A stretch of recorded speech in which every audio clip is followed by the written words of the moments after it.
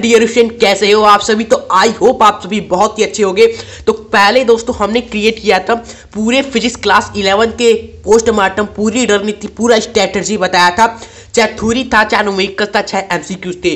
तो काफी बच्चों ने डिमांड किया कि सर आप केमिस्ट्री का भी इसी तरह बता दीजिए, क्योंकि काफी कम समय बचा है, जिसके पास 1 दिन बचा है, 2 दिन बचा है, 10 दिन बचा है भाई साहब।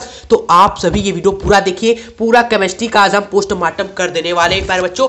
आपके सामने एक पेपर भी हम आपको दिखाएंगे कि किस तरह एग्जाम में सवाल फंसता है एक्चुअली, और कहां से फंसता है, ये सब आपको इस वीडियो में हम बताने वाले हैं। तो आज की वीडियो बहुत ही इंपॉर्टेंट होने वाली है, तो वीडियो को ज्यादा से लाइक और शेयर जरूर करिएगा बच्चों।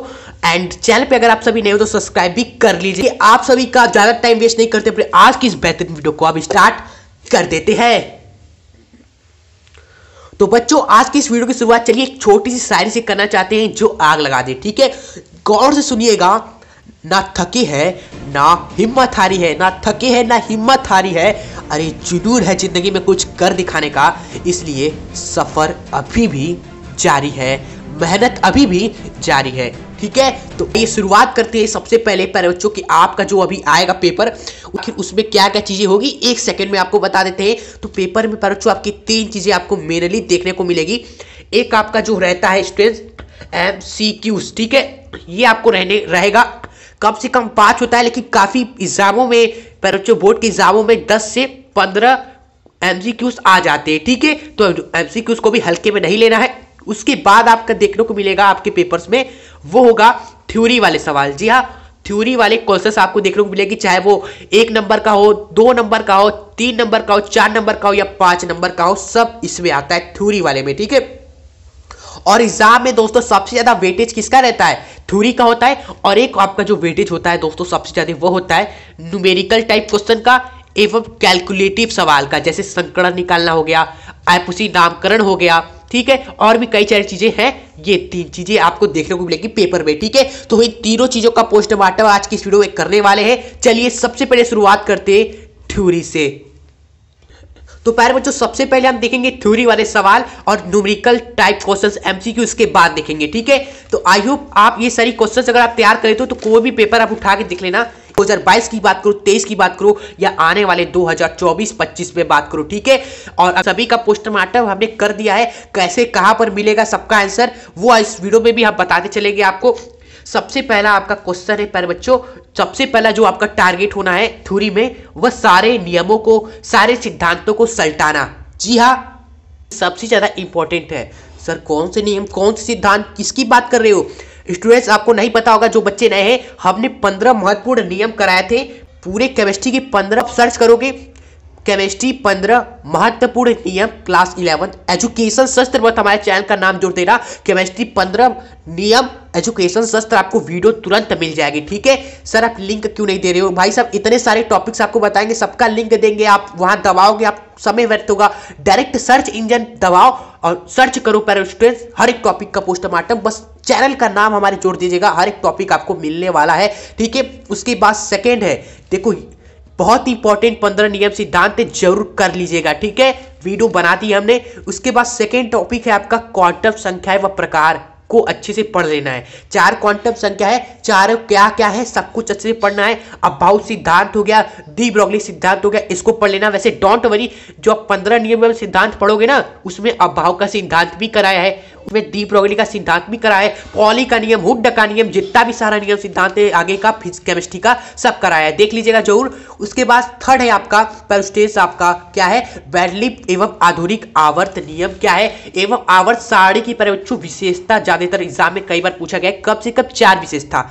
डोंट वरी, हमने ये भी कवर करा दिया है और बिना रट्टा लगाए आपको पढ़ाया था, वो भी आवर्त सारणी दिखाकर। ठीक है, सर्च करना कि सभी आवर्त नियम, आवर्त सारणी के नियम एजुकेशन शास्त्र, क्या आवर्त सारणी के नियम एजुकेशन शास्त्र, बहुत ही बेहतरीन नियम मिलेगी। पैरास्टेट वैधलिप का आधुनिक आवर्त सारणी का नियम विशेषता, सब पोस्टमार्टम किया है सारे नियमों का, देख लीजिएगा। उसके बाद है आपका आएगा 4th टॉपिक आयरन ऊर्जा। भी देखते चलिए, सब कुछ बताएंगे, न्यूमेरिकल कैलकुलेटिव सवाल, संकर्ण, क्वांटम संख्या निकालना, सब बताएंगे जो एग्जाम में आपके पेपर्स में ही पूछा जाता है। ठीक है, देखते रहिए, वीडियो को लाइक वगैरह कर दीजिएगा। 4th क्वेश्चन है आपका आयनन ऊर्जा एवं इलेक्ट्रॉन ग्रहण एंथैल्पी की परिभाषा आपको पता होनी चाहिए। कई बार एग्जामों में पैरास्टेट 3 से 4 नंबर में पूछा गया है इनमें से कोई, ठीक है। चलिए 2-2 लाइन का है, आप इस तुरंत आपको पता चल जाएगा, गूगल पर देख लो या यूट्यूब पर कहीं पर भी आपको इनका परिभाषा देखकर पहले पढ़ लेना है। उसके बाद है वैगुष्यत्वकता किसे कहते हैं, संयोजकता क्या होती है ये आपको पता होना चाहिए। वैगुष्यता 1-2 नंबर में पूछा जाता है कई बार हिसाब में। उसके बाद जो आपका लंबा टॉपिक है वह है रासायनिक आबंध व प्रकार। डिटेल में आपको पहले बच्चों इसको कवर कर लेना है, ठीक है। रासायनिक आबंध आप सर्च करोगे यूट्यूब पर, रासायनिक आबंध, क्या रासायनिक आबंध एजुकेशन सत्र, तो आपको पूरा वीडियो मिलेगा। पूरा रासायनिक आबंध पढ़ा है, प्रकार को अच्छे से समझाया है, डिटेल में वो भी, ठीक है। और इसमें सबसे ज्यादा इंपॉर्टेंट तो आपका दोस्तों प्रकार है, सबसे ज्यादा आपके प्रकार इसमें महत्वपूर्ण है। जो आयनिक बंध है, उप सहसंयोजक बंध है, सहसंयोजक बंध है, ये काफी एग्जाम में पूछा गया है, ठीक है। चलिए लक्षण वगैरह पढ़ लीजिएगा। उसके बाद 7th टॉपिक वह है वेस्पियर थ्योरी, जिसे वेस्पर सिद्धांत भी कहते हैं। ये भी बहुत ज्यादा इंपॉर्टेंट है प्यारे बच्चों, एग्जाम में कई बार ये पूछा गया है और ये भी हमने कवर करा दिया है। आप जैसे ही सर्च करोगे वेस्पर थ्योरी एजुकेशन शास्त्र या वेस्पर सिद्धांत एजुकेशन शास्त्र तो आपको वीडियो मिल जाएगा, ठीक है। चलिए स्टूडेंट्स, उसके बाद क्वेश्चन नंबर 8 की संकरण क्या है, संकरण की परिभाषा बताइए एवं इसके प्रकार बताइए। देखो कई बच्चों को नहीं पता होगा कि संकरण क्या है, प्रकार क्या है, लेकिन एग्जाम में आ जाता है तो नहीं कर पाते, तो सब कुछ आपको पढ़ लेना है संकरण के बारे में, ठीक है। संकरण क्या होता है, संकरण का परिभाषा क्या है, संकरण के प्रकार क्या है भाई, sp sp2 sp3 sp3d sp3d2 ये प्रकार है ना, इसको लिखना आपको याद कर लेना है प्रकारों को। उसके बाद है आपका 9वां टॉपिक सिग्मा एवं पाई बंध किसे कहते हैं। पर बच्चों कई बार इनमें एग्जामों में क्या पूछा गया है, इनमें अंतर पूछा गया है, ठीक है। तो अंतर भी इंपॉर्टेंट है, ठीक है। अगर इनके बारे में अगर आप पढ़ लोगे ना सिग्मा बंध पाई बंध के बारे में, तो अंतर तो बस यही 2-1 लाइन खींच के यहाँ ये लिख दो, वहां पे अंतर हो गया, ठीक है।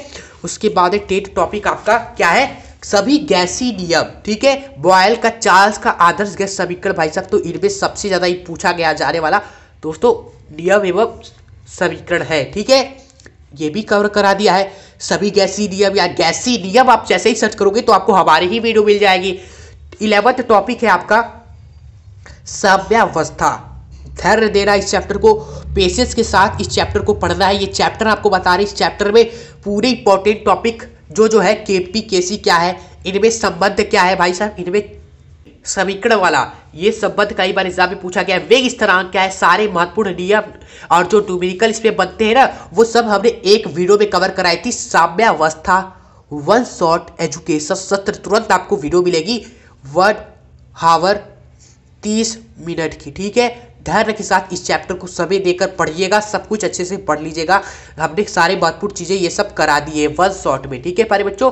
चलिए जिनके पास इस चैप्टर को पढ़िएगा।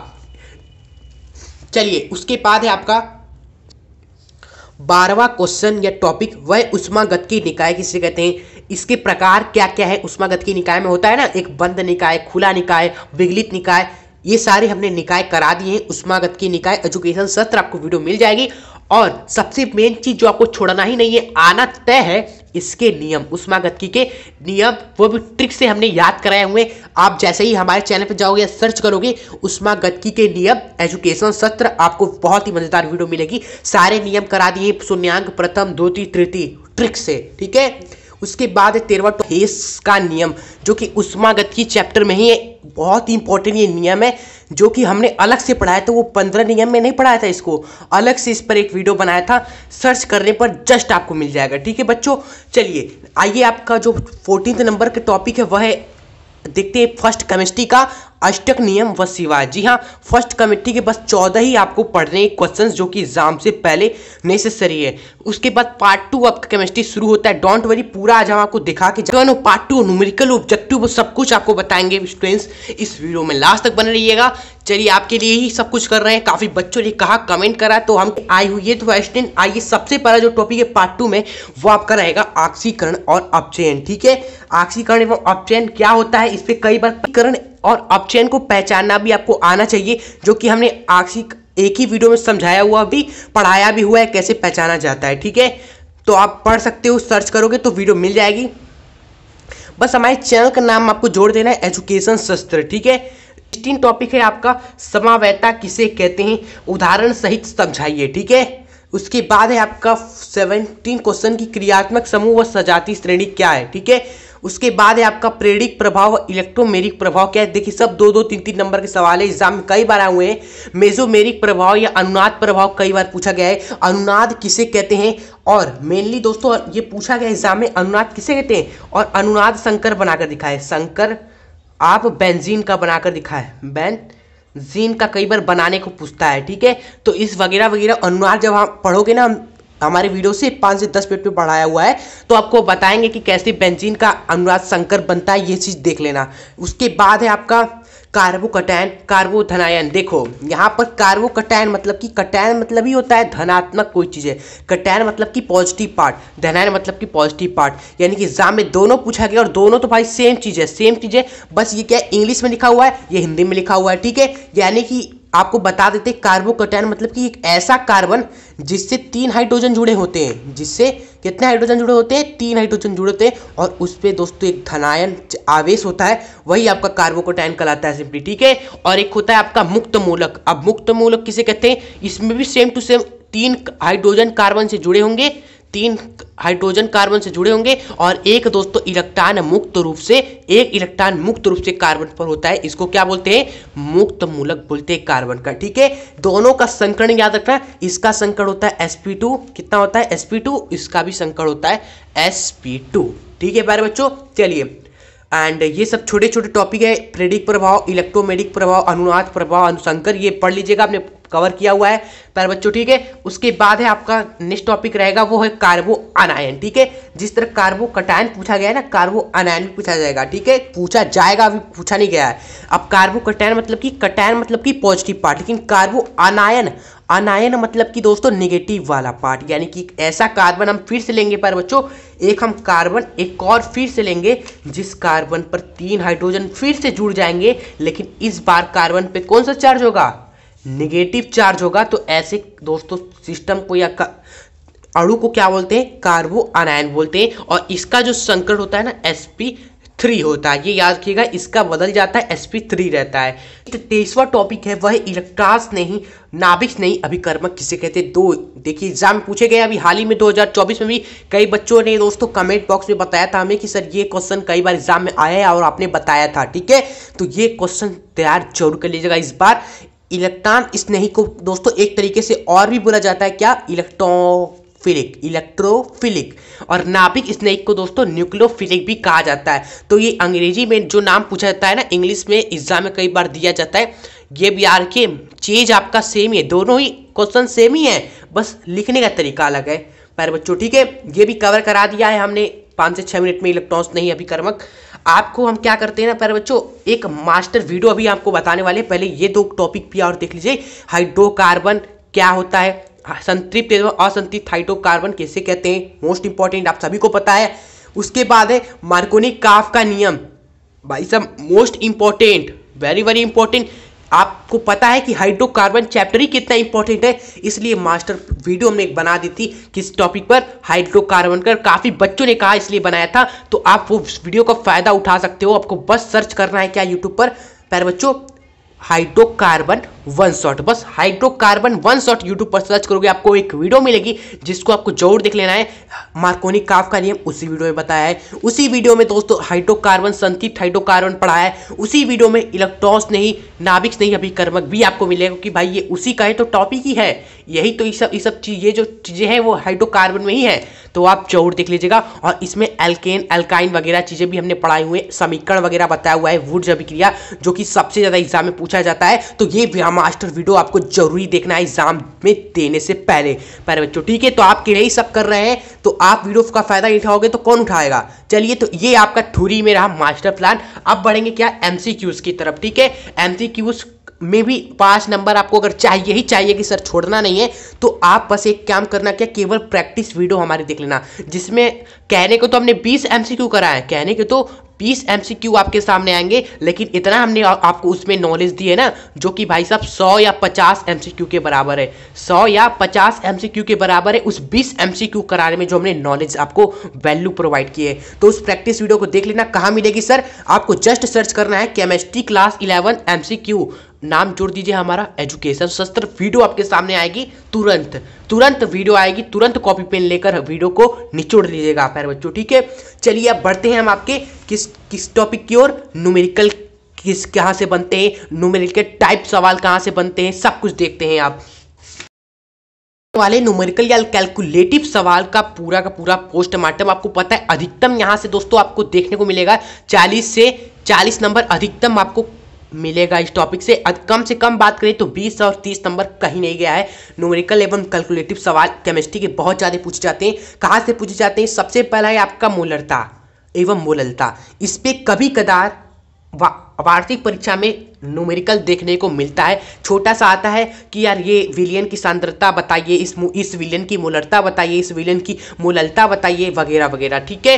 तो ये चीज़ें आपको पढ़ लेनी है, वीडियो आपको मिल जाएगा हमारा सर्च करने पर तुरंत, ठीक है। उसके बाद आपका नेक्स्ट है इलेक्ट्रॉनिक विन्यास कैसे निकालते हैं। आपको आता भी होगा, लेकिन बस सोचते हैं कि सर सोडियम का इलेक्ट्रॉन भी है, सबको आता है, कार्बन का आता है, लिख लेंगे सर, लिख लेंगे। कभी एग्जाम में आयरन दे देगा, उस पर चार्ज रहेगा, जैसे आयरन केवल आयरन का नहीं बल्कि आयरन पे +3 चार्ज है, सोडियम नहीं, सोडियम पर प्लस का चार्ज है, कॉपर नहीं, कॉपर पर +2 चार्ज है, तब इलेक्ट्रॉनिक विन्यास लिख कर दिखाओ। भाई ये कंफर्म सवाल है, आना ही आना है। तो अभी तुरंत हमारे वीडियो से सीख लीजिए इलेक्ट्रॉनिक विन्यास कैसे निकाले, या इलेक्ट्रॉनिक विन्यास एजुकेशन शस्त्र, बहुत ही बढ़िया 38 मिनट की कितने। उसके बाद है आपका तीसरा टॉपिक जिसपे न्यूमेरिकल आता है, कैलकुलेटिव टाइप सवाल, क्वांटम संख्या ज्ञात करना, चुंबकीय आघूर्ण निकालना। ये दो छोटे छोटे हैं, चीजें देख लीजिए, आपको समझाते हैं। देखिए चुंबकीय आघूर्ण अभी आपने नया सुना होगा, जिन्होंने पहले सुना है बहुत अच्छी बात है। चुंबकीय आघूर्ण का दोस्तों एक फॉर्मूला होता है, ये होता है आपका √n में n+1, n+2, ठीक है। अब ये n क्या है सर? देखिए आपका जो n होता है ना, यहाँ पर n आपका अयुग्मित इलेक्ट्रॉन होता है। क्या होता है? अयुग्मित इलेक्ट्रॉन की संख्या को n हम बोलते हैं। बस यही मान हम यहाँ रखते हैं, हमें ये चुंबकीय आघूर्ण मिल जाता है, इस तरह निकाला जाता है। अब एग्जाम में सवाल किस तरह बनता है, क्वेश्चन किस तरह बनता है, याद देखिए आप। जैसे यहाँ पर एक क्वेश्चन बना हुआ है कि 3d2, क्या लिखा हुआ है? 3d2 के अंतिम इलेक्ट्रॉन के चारों क्वांटम संख्या निकालिए, ठीक है। इस तरह से आएगा एग्जाम में क्वेश्चन। तो 3d2 लिखा हुआ है ना यहाँ पर, 3d2, इसको अगर आप ड्रॉ करोगे तो ये क्या बनेगा?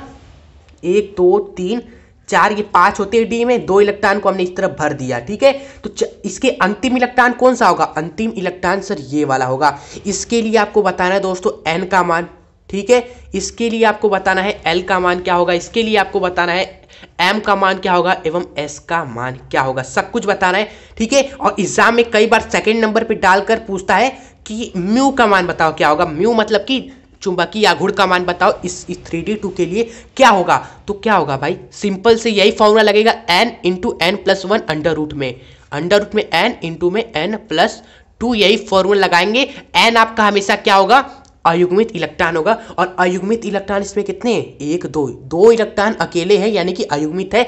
n का मान यहाँ 2 रखो बच्चों, तो यहाँ पर आपका क्या बनेगा? 2 × 4 यानी कि √8 आपका आएगा आंसर, ठीक है। समझ गए आप किस तरह सवाल बनता है, और क्वांटम संख्या निकालना सीख लीजिए बच्चों, ठीक है। चलिए उसके बाद है आपका संकर्ण ज्ञात करना। भाई ये पूरा कंफर्म है, भले ही क्वांटम संख्या वाले में दोस्तों ये दोनों आना कंफर्म नहीं है, चांसेस है 80% चांसेस है आने के, 70 से 60%, लेकिन भाई जो 100% चांस है वह संकर्ण है, आना ही आना है। आपको भी यही पेपर आपको दिखाते हैं। ये देखिए किस तरह सवाल पूछा जाता है। देखिए यहाँ पर एक बहुविज्ञान आपसे पूछा है, अयुग्मित इलेक्ट्रॉन की संख्या बताइए, इलेक्ट्रॉनिक विन्यास भी पूछा है, कितने नंबर का है? 3 से 4 नंबर का है। उसके बाद है ना संकर्ण निकालिए, कंफर्म सवाल ये सब है, तो छोड़ना नहीं है, संकर्ण निकालना सीख कर जाना है स्टूडेंट्स। वीडियो आपको मिल जाएगी सर्च करने पर, ऑक्सीकरण संख्या ज्ञात करना, ये भी वीडियो हमने बना दिया है, ये भी आपको मिल जाएगी। कंफर्म, बिल्कुल कंफर्म, ये आना ही आना है, कंफर्म आना ही है दोस्तों 100%। कैसे आता है सवाल? आपको देगा दोस्तों 2-3 अणु यौगिक, पूछेगा कि इसमें से बताओ ये Cr है ना, इसकी ऑक्सीकरण संख्या बताओ। इसमें देखो प्लेटिनम है ना, इसकी ऑक्सीकरण संख्या बताओ। CrO5 में Cr की बताओ, H2SO5 में S सल्फर की बताओ ऑक्सीकरण संख्या। कंफर्म आना है, तो छोड़कर बिल्कुल भी नहीं आना है, सीख लेना है, वीडियो आपको मिल जाएगी, ठीक है। उसके बाद आपका जो चैप्टर है साम्यावस्था ना, साम्यावस्था चैप्टर है कि नहीं आपका, हमने कहा था कि वन शॉट में इसको पढ़ लीजिएगा। इस पे भी न्यूमेरिकल बनता है, कैलकुलेटिव सवाल बनता है। किस पे बनता है, एक केपी और केसी का मान पूछा जाता है, पीएच मान निकालने को पूछा जाता है, ठीक है। और ये सब अब दोस्तों इसी चैप्टर में आप पढ़ोगे तो सब सीख जाओगे, ठीक है। चलिए पीएच मान, उसके बाद आपका 8वां टॉपिक है 10। हम आपको टॉपिक बताएंगे, कितने टोटल 10 बताएंगे, जिसमें से कंफर्म वाले भी बताएंगे और जो नहीं कंफर्म है जिसके 80% चांसेस है, 50% चांसेस है, वो भी बताएंगे। आईपीसी नामकरण करना भाई ये कंफर्म है, आना ही है। वीडियो हमने बना दी है आईपीसी नामकरण एजुकेशन शास्त्र, आपको पूरा जीरो से हीरो तक समझाए, आईपीसी नामकरण सीख लीजिएगा। उसके बाद है सिग्मा एवं पाई बंद गिनना, ठीक है। ये उतना इंपॉर्टेंट नहीं है, ये तो आपको आता ही होगा। बंद देखकर बताना है कितना सिग्मा बंद है, कितना पाई बंद है। वैसे वीडियो आपको मिल जाएगी, इस पे भी आप सीख लीजिएगा, क्या पता क्या आ जाए कब, ठीक है। क्योंकि कई पेपर बनते हैं भाई, क्या कब कहां पर कैसे आ जाए कोई नहीं जानता। फिर उसके बाद लास्ट एंड फाइनल और सबसे खतरनाक टॉपिक, ज़्यादा हार्ड लगता है, इसलिए अगर आपके पास समय है 10 दिन बचा है या 2-3 दिन बचा है तब भी बहुत समय है। इस टॉपिक को बारे में आप कंफर्म आइए, आना है, लिख देते, नहीं तो बच्चों को लगेगा कि सर लिखा ही नहीं है आपने, तो ये कंफर्म है आना, कंफर्म है आना एग्जाम में।